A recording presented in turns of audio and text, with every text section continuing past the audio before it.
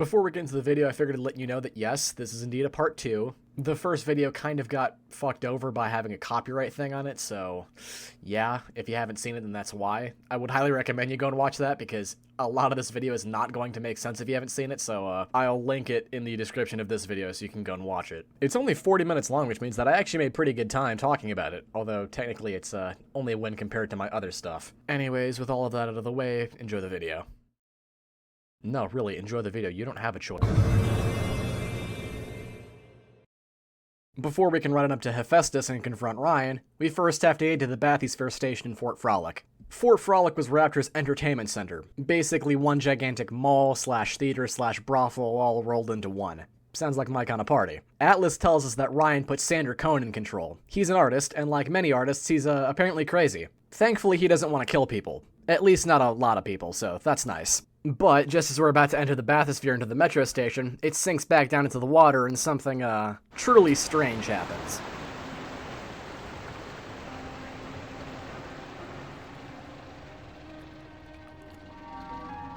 Oh, you didn't think it would be so easy, did you? Of course, 𝘨𝘪𝘯 pokes his little head out to prevent us from getting to Ryan. He jams our comms with the rest of the city, cutting us off from Atlas and Ryan, effectively strong-arming us into working with him for the time being. After dealing with an ambush of spider splicers sent out by 𝘁, he decides that we are finally a worthy understudy, and he tells us to come and meet him. Anyways, let me just get this right out of the way now. This level is perfect. Easily the best part of the game right here. 𝘁 himself is just a fantastically interesting character, exuding a level of charm and energy that you really don't get from any other character in the game. That, and on the whole, this level is just fantastic gameplay-wise, but we'll get to that later on. For right now, 𝘁 demands that we go to the Fleet Hall, and so we oblige. The way there is a little treacherous, but once we arrive, we can find what 𝘁 really wants us to do.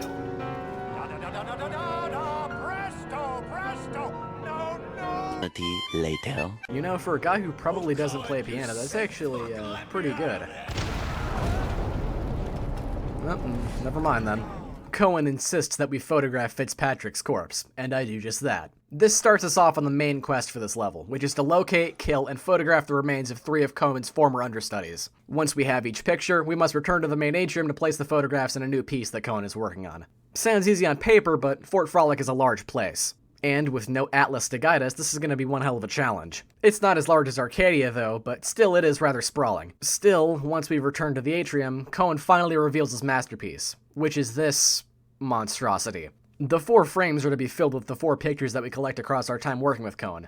We already have Fitzpatrick's, which slots in neatly at the top. 𝘁 immediately rewards us for our work by granting us access to the game's final weapon, the crossbow. The crossbow, for being the last weapon we get our hands on, is pretty underwhelming. Not bad by any means, but compared to the grenade launcher or the old boomstick, it's just okay. Considering the fact that Rapture is a pretty cramped environment, the usefulness of a long-range weapon like the crossbow is pretty slim. Still, almost all common enemies in the game can be one-shot to the chest with it, so it's actually still pretty good. This is also when the game lets you know that you can aim down sights, a mechanic that I have literally never used before this level. You can only do it with the crossbow, the pistol, and the machine gun, and really it's just completely worthless. The iron sights are wobbly, and you're still just as accurate as you would be with hip firing, so there's really no reason to ever use this mechanic. Anyways, back to the crossbow. The standard steel tip bolts are pretty good for most engagements that you'd want to use this thing in, while the other 2 are pretty much worthless. At least in my opinion. The trap bolts leave behind these little sticky electricity traps that you've seen in previous levels, and incendiary bolts are just bolts that light stuff on fire. At this point now, we have like, what, 2, maybe 3 different ways to light shit on fire already, with this being easily the worst way to do so. So there's really no reason to use them. Regardless, the first person who I decide to take on in this quest is Martin Finnegan, who is located in Poseidon Plaza, which is significantly frozen over. If you couldn't tell here, old Marty likes to go frozen every now and again, and using the incinerate plasmid is actually pretty worthwhile here. Being the crafty little bastard he is, he freezes us, but doesn't take the opportunity to kill us like he really should. Maybe 𝘁 got rid of this guy because he was a fucking moron, I don't know. When we become unfrozen, we can— Jesus! Fuck you, game! In all seriousness though, this fight is pretty easy, even if I couldn't possibly tell what was going on half the time. When we kill him and snap a pic of his cadaver, we can loot his corpse and find a new gene tonic that is actually worth using. Frozen Field, which partially protects us from freezing damage, as well as letting us freeze enemies with our wrench. This is actually a really goddamn useful tonic, and I keep it for most of the game from here on out. The only downside to using this thing is that when you kill a frozen enemy, they'll shatter and leave no loot behind. On my way back to the main atrium, I have to deal with an elite bouncer. Basically just a normal bouncer with more health, and I think they're also a little bit more aggressive, but don't quote me on that. Just throw them on the pile. Anyways, with Finnegan dead, I decided to just start, roaming around, heading in the general direction of my next 2 targets. This takes me to the main mall area of Fort Frolic, which has enough side areas and little shops to vandalize and loot that I could have easily spent half an hour here. Oh, and don't actually vandalize the window displays. Bad shit happens.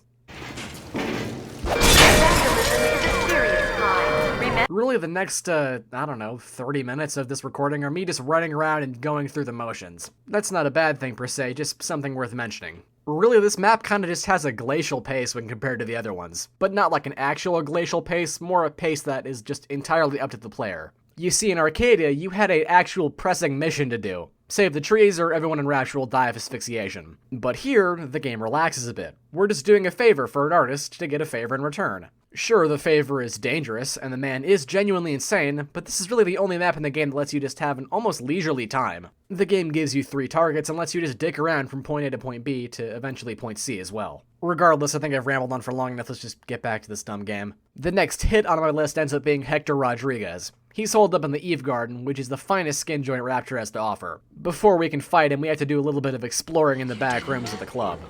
I'm sorry, Mr. Ryan. I didn't know. I didn't know Fontaine had something to do with it. What are you doing? No, don't, please. I loved you, don't, please, no.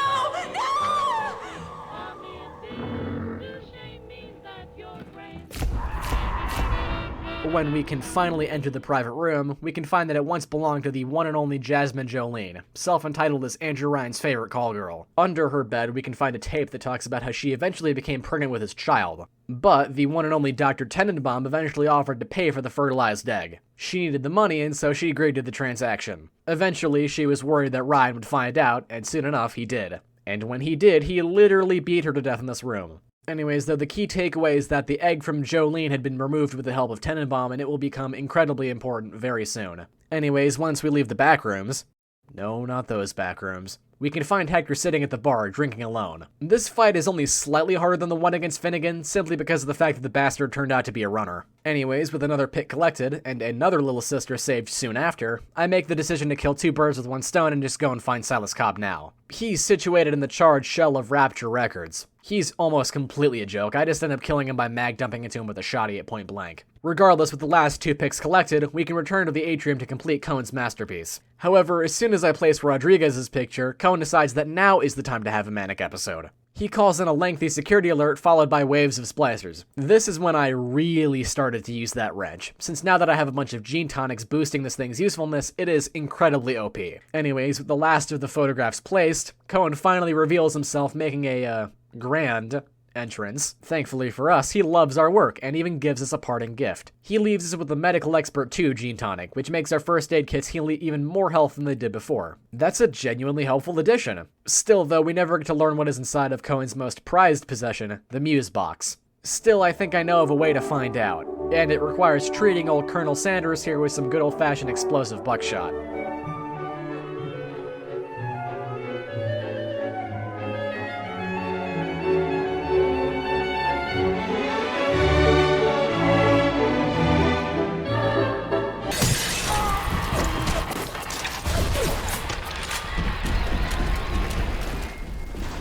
Wow, that's kind of lame. You don't have to kill Cohen here. I figured I would just because it's actually a pretty fun fight though, and I was desperate to see what was in the Muse box. The fact that you have the option of not killing him though is kind of pertinent to the plot, but we'll explain that when we get there, trust me. Still, though, I just feel like this is a more fitting end to his character. Anyways, Atlas, who is finally able to contact us due to the unjammed comms, orders us to head up to Hephaestus to finish the job. And now that we're back on the clock, we just can't say no. No, really, we can't say no. Hephaestus is Rapture's main power generating plant. It harnesses the heat from geothermal vents on the ocean floor and converts that into usable electricity. Atlas tells us that our goal now is to get the genetic key that's carried by the man himself. With that key, we should be able to get out of this city alive. As soon as we exit the metro station, we can find that 𝘭𝑰𝑠𝑡𝑠 is unlike any other place we've seen. It's located in this smoldering volcanic trench, filled with endless factories. Around this point, we can also find a new form of the 𝘭𝘰𝘰𝘬𝘪𝘯 splicer, who have spliced so badly to the point where they have become immune to the effects of the 𝘫𝘀𝘈𝘆𝘆, which is a worrying thought. Still, these guys are pretty easy to take down, even without being able to stun them for like 5 seconds. Anyways, I'm just gonna cut to the chase here. After a while of running around, we can find the elevator up to Ryan's office, and of course, it's been locked. The electromagnetic lock that is blocking our way is far too complex to hack, and at this point all might seem lost. But nearby we can find an audio log that tells us that we can override the lock in a needlessly roundabout and complex manner though. But at this point that's to be expected. If we can overload one of Rapture's central cores, the magnetic locks will be disabled, allowing us to get up into Ryan's office. Apparently the 𝘫𝘬𝘬𝘦 heat loss monitoring should have the answers we need. Anyways, after saving another little sister and going past Rapture's central core, we can finally make our way to heat loss monitoring, and one step closer to getting to Ryan. Of course, everyone that we would have wanted to talk to is dead, and instead we find ourselves another Big Daddy and some more splicers. In the very back reaches of heat loss monitoring though, we can find a tape that contains the diary of Pablo Navarro. After having an affair with our little friend from earlier, he ended up spilling the deets on who might know how to take care of this magnetic lock problem, saying that Supervisor 𝘫𝘀𝘬𝘵 might have some answers.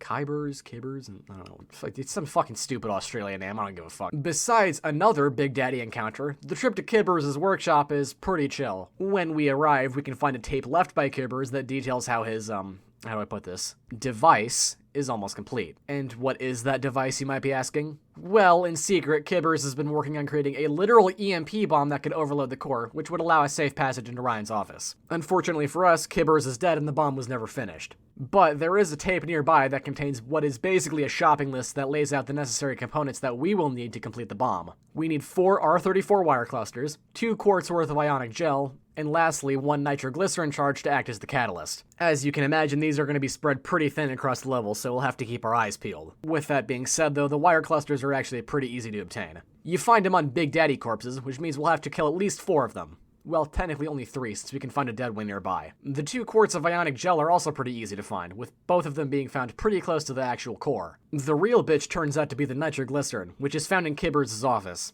The office is packed with those little electricity trap bolts. Now, you can use telekinesis to pick up the bolt and chuck it, but I didn't realize you could, do that until about 5 hours after this point, so, we're just gonna move on. I ended up spending, 15 minutes trying to parkour around all of them to get to 𝘫𝘀𝘬𝘵's desk, which was obviously very inefficient. The nitroglycerin isn't in his desk, but rather in this very obvious glass case on the other side of the room. The only way to open it is with one of those good old-fashioned secret desk switches, which raises the glass and allows us to grab what we came here for. Anyways, with the bomb completed, we can start in the direction of the core, but the elevator happens to be flooded to the point of being, unusable. Atlas tells us that we can redirect the magma flow to boil off all of the excess water that has flooded the elevator. This starts what I can only describe as another wave defense section, only this time you have to be slightly more involved, needing to turn this valve while being attacked by hordes of splicers. Still, it only takes a few minutes for us to turn the valve enough to redirect the magma flow, which instantly boils off the water flooding the core. And after that, the core is only a short elevator ride away, and come to think of it, it's actually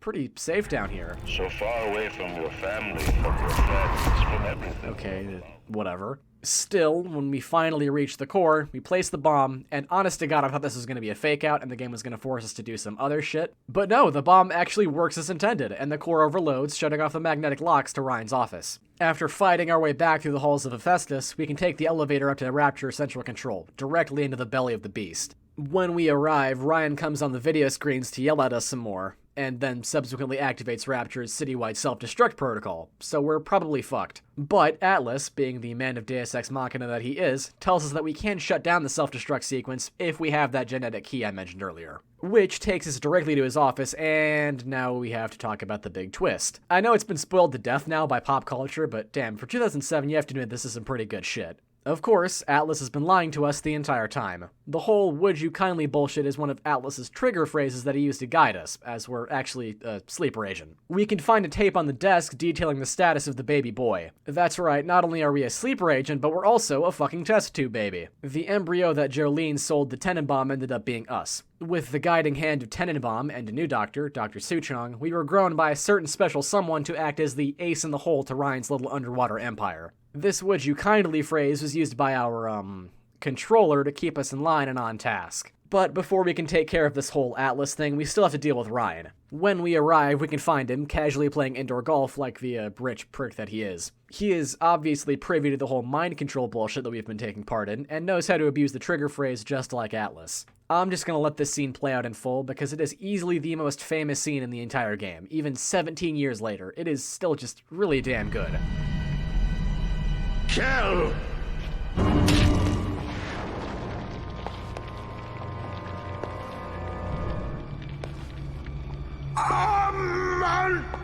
Juices!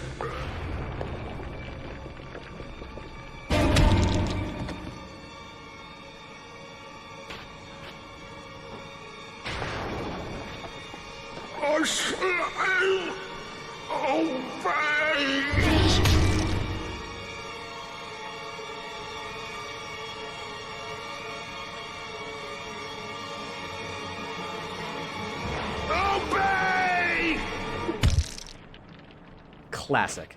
As soon as his body hits the floor, Atlas gets back on the comms and tells us to grab the key off his body and plug it into the control console in the back of the room. And, hearing his trigger phrase once again, Jack has no choice but to comply. With the key in the console, we get the final reveal from the man himself. Atlas was really technically never real. I mean, he was there, but he was merely an alias used for the dastardly Frank Fontaine. Remember how I said Frank Fontaine died in the shootout at the fisheries in the first video? Well, that, didn't happen. He faked his death and went into hiding. He re-emerged from hiding as Atlas, the proletariat hero who worked for the betterment of Rapture's lower class. Eventually, he built a sizable enough army to kickstart the Civil War that you've likely heard about all over the place from this point. But, despite a strong start, the war soured, turning in favor of Ryan. So, he then decided to pull the trigger and activated his sleeper agent, Jack. He had previously worked with Drs. 𝘊𝘯 and 𝘬𝘪𝘯 to grow us from the embryo that Jasmine had provided. This was all done under Fontaine's own add-in business, Fontaine Futuristics, where 𝘊𝘯 and 𝘬𝘪𝘯 worked before the fall of Rapture. And sure enough, his backup plan worked. We arrive in Rapture in one piece, albeit in probably the most dangerous possible way we could have. Like, honestly, couldn't he have just made us, take a boat or something less dangerous?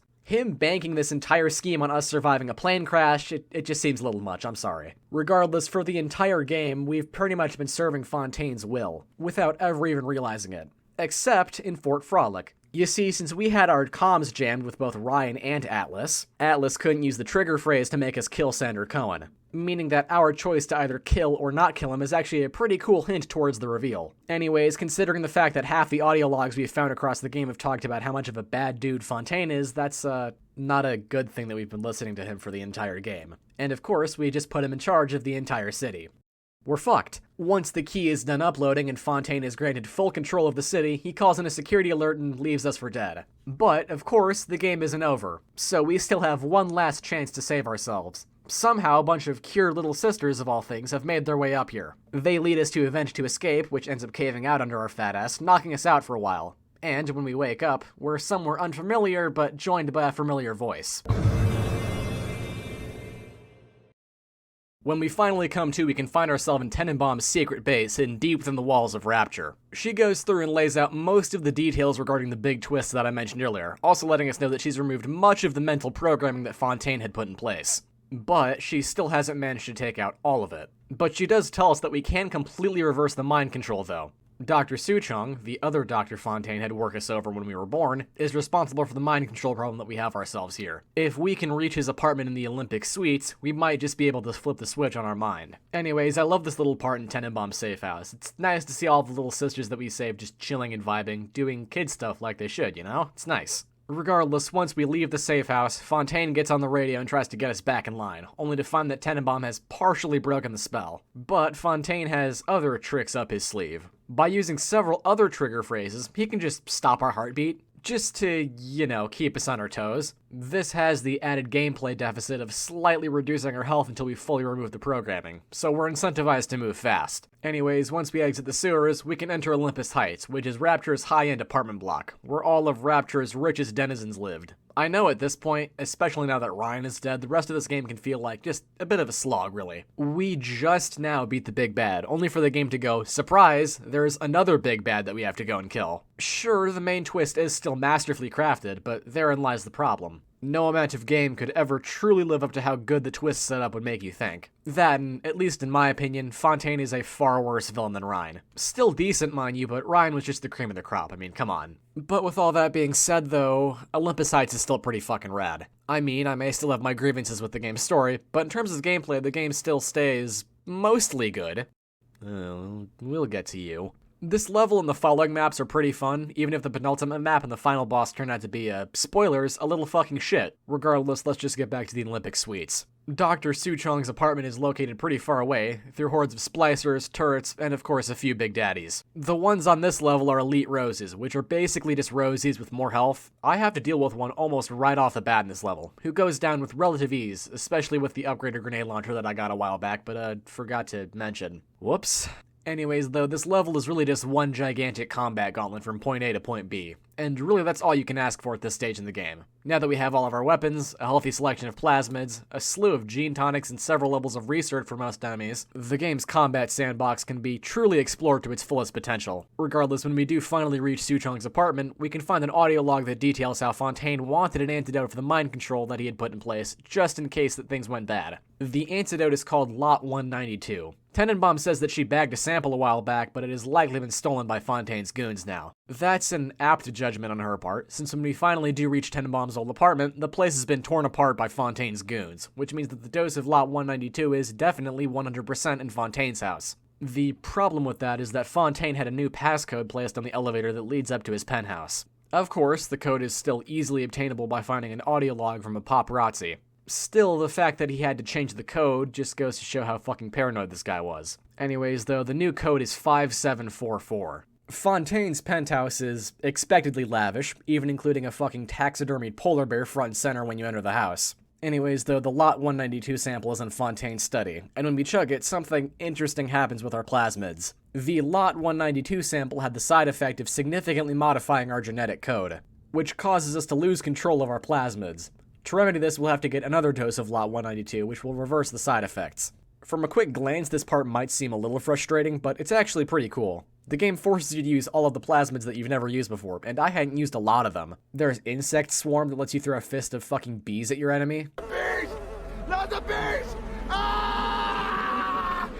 No, fuck you. Get the fuck out of here. There's also that one Ice Punch plasmid whose name escapes me for some goddamn reason. I even got to use the Big Daddy lure for once, which is actually kind of helpful, even if it is just pointless, really, because there's not a whole lot of Big Daddies in this game, and they're just easier to kill. You get better rewards from doing it anyways. The one thing that I don't care for is the fact that the game forces you to bear this fucking weird, half-monochrome tint that fucking sucks, and I hate it. Anyways, the only place that might have another dose for us is 𝘬𝘪𝘯's medical clinic in the Artemis Suites, and getting there requires us to go through Apollo Square. Apollo Square is effectively the complete opposite of Olympus Heights, being the district where Rapture's lower-class citizens reside. This is where most of the revolutionary fervor brewed before the Civil War. Atlas, or, Frank Fontaine, in a trench coat, planted seeds of revolution in the minds of the residents here in Apollo Square, which eventually led to the fall of Rapture, as you've seen. Regardless, what we're really here to find is the free clinic, and that requires us to push through many a lousy tenement block and slum. No new gameplay notes, to be honest with you, just more shooting people, really. And that's how it's going to stay for most of the game from here on out. Actually, you know what? Scratch that. That's how it's going to be for the rest of the game. At least the shooting in this game is decent. Frankly, it could be a lot worse. Regardless, when we finally arrive at 𝘬𝘪𝘯's clinic, we can find what we came here for. I was a little sad that 𝘬𝘪𝘯 was dead, even though I wholly expected him to be dead when I got here. I just wanted the satisfaction of bumping him off, though. With Frank Fontaine's mind control reversed, Tenenbaum tells us that we can now freely take the bathysphere from Apollo Square to Point Prometheus, to settle this little beef with Fontaine once and for all. Other than grabbing another little sister, the trip to the bathysphere is mostly uneventful. When we finally arrive at the metro station, Fontaine is furious, which is to be expected, really. He tries to plant seeds of doubt in us regarding Tenenbaum, but yeah, that's not going to stop me. Oh, and spoiler alert, she is going to help us for the rest of the game. Anyways, with all of that being said, we can finally move on to the last full level of the game, Point Prometheus. When we arrive at Point Prometheus, we can find Fontaine standing outside the bathysphere to greet us. He gives us a little show of strength and then runs off. Just before we can catch up to him, he gets away, blocking our path to him. Tenenbaum is expectedly disappointed, but says that we can still get to him with her help. She has us loot the corpse of a nearby Big Daddy, which nets us a suit control system. You see, the only way to get this door open is if we get a little sister to do it for us. But the little sisters aren't likely to help us in this state, so we have to become a Big Daddy. To do so, we need a few things. First is the control module, which we already have, but on top of that we need a helmet, a pair of boots, the actual suit part itself, and lastly 3 special pheromone samples. Yeah, the thing that actually attracts little sisters to Big Daddies is their, disgusting odor. Really, for a penultimate level like Point Prometheus, this is honestly kinda boring. Not bad, just mediocre at its best. We've already done this whole run around the map for 20 minutes finding random shit thing at least twice now, so I'm not even gonna give you a greatest hits version of this. The hunt for Big Daddy parts does take us across the entirety of Rapture's finest research labs, though, to fabulous places like the Mendel Memorial Research Library, or Optimized Eugenics. I'm sorry, that name was just kind of fucking funny. Besides the whole eugenics thing that was going on here, these labs are where the little sisters that we've all come to know and love were first cultivated and eventually perfected. It is, I guess, a little sad to see their fucking prison cells here, but don't worry. All of the people who were involved with this, with the exception of Tenenbaum, are either dead or going to die very soon. Really though, the rest of this level can just be entirely skipped over when it comes to new content. The only thing interesting about this map, of course, is the Big Daddy suit that we have to wear. While it might seem like a cool gimmick on paper, having to actually wear this thing is just a pain in the ass. Collecting the materials is easy enough, even if it takes the meat of the better part of 8 years to find the helmet, but in hindsight, I'm actually glad that I found the helmet last. Because, once you put it on, the game obscures your vision with this fucking hideous fishbowl-style lens that blackens out the corners of your screen. Okay, fine, we probably won't have to wear this thing for very long. Let's just go and grab a little sister and... Wait, why is there a health bar? Oh no, don't tell me. Of course, the game pulls a fast one on you. Surprise, it's time for a really shitty escort mission. While I already tend to loathe escort missions in games, the fact that this one forces us to partake in it while wearing a giant fucking fisheye lens doesn't help. This next section, which is counted as its own level, just fucking sucks. I hate it. I decided to bump the difficulty up to hard, figuring that now that I have all my guns, I could easily breeze through the rest of the game on the hardest difficulty, but of course not. Since you have literally zero spatial awareness with this goddamn thing on, it is almost impossible to keep this little girl from dying. I mean, this level's just fucking terrible. I hate it. I hate it with the burning passion of 1,000 dying stars. I fucking hate it! Sure, me doing it all without having a single little sister die probably didn't help, but come on. How do you think I could live myself if I let one of these little angels die? Ugh. Never mind. Anyways, I make it out without my little sister dying. Barely. I mean, man, what a way to fucking obliterate your game's fucking enjoyment factor. Ending your game with an escort quest is just one surefire way to shoot your game in the foot, let me tell ya. You know, let's just go kill Fontaine. There he is in all of his big blue glory. Homeboy has been popping at him like it's prescription medication, so he is well and truly massive. This fight is honestly pretty bad. Not as bad as the fucking Proving Grounds, but it's not great. It's just a really thinly veiled shoot the big guy until he dies fight. While you do have to go and give him his tetanus shot every 30 seconds, the fight is still just mostly running around and shooting him. But let me tell you though, I had to go through just about everything to bring him down. A bunch of machine gun rounds, double-out buckshot, some grenades from the grenade launcher, and of course I had to go through more than a few Eve hypos. I'd tell you what his attacks are, but none of them ever really were dangerous enough to cause real damage to me. And also just look, I still don't have a clue what the fuck is going on here, and I'm watching this back in post as I write this, so I'll probably never figure out. If the Proving Grounds didn't already cut out all of this game's enjoyment by now, then this certainly will. If you had any hope that the game was going to pick back up for the final boss, then I hate to break it to you, but that hope was misplaced. But, oh well, you get the final injection, he knocks the wind out of us, and just when all hope seems lost, some little sisters come to save the day. Save the day? What the fuck am I saying? Some little sisters come to save the day. Because, of course they do. They did it once, so why wouldn't they be able to do it a second time? Even if they can hardly save themselves. You know what, I'm just fucking jaded, let's just move on. Regardless, since we saved as many little sisters as we could, we got the good ending. We escaped to the surface with 5 little sisters, raising them as a father figure and mentor, and the final shot of the game is us lying in a hospital bed dying of old age. The bad ending sees us taking control of Rapture and turning it into some miserable shithole or something. I don't know. I mean, it was already kind of a miserable shithole, but whatever. The final shot here implies that we get our hands on nuclear weapons, so that's definitely a more fun turn than the good ending. Anyways, regardless of what ending you get, you don't even get a credit sequence, the game just shoots you right back to the main menu, so you have to click on the credits thing there. But besides that, that about does it for Bioshock 1. Overall, despite my, grievances with this game's last few levels, this game is really good. Obviously, like I mentioned in the beginning of the first video, the game reviewed incredibly well, sold incredibly well, and just did well overall. A proper sequel were released 3 years later, and did decently, but not as well as the first game. It was developed by a different studio, which may have something to do with it, but in hindsight, it's still probably a pretty good game. Then, 3 years later, Irrational would come back to develop Bioshock Infinite, which, somehow reviewed almost as well, if not better than the first game, which is kind of insane. While Shock 2 is still set in Rapture and follows most of the design principles that Shock wanted to put in place, Infinite is a wildly different game, and is honestly just kind of insane. Still though, if you want to buy this game, I'd highly recommend it. You can't buy the original on Steam or on GOG anymore, but the remaster will do just fine. It's buggy and clearly rushed out the door, but the same thing can be said about the PC port of the original game, so I don't really care. Then again, that might just be the game not holding up to modern hardware standards like most old games do, but whatever. You can still probably get a Steam key for Bioshock off of like G2A or something, but use those sites at your own risk. Hell, even like I said in the first video, just buy the entire collection on Steam. You get 2 good sequels, some decent DLC content, and some other random garbage, and it's still cheaper than most AAA flops that come out these days. But anyways though, that's pretty much it for me. So, thanks for watching.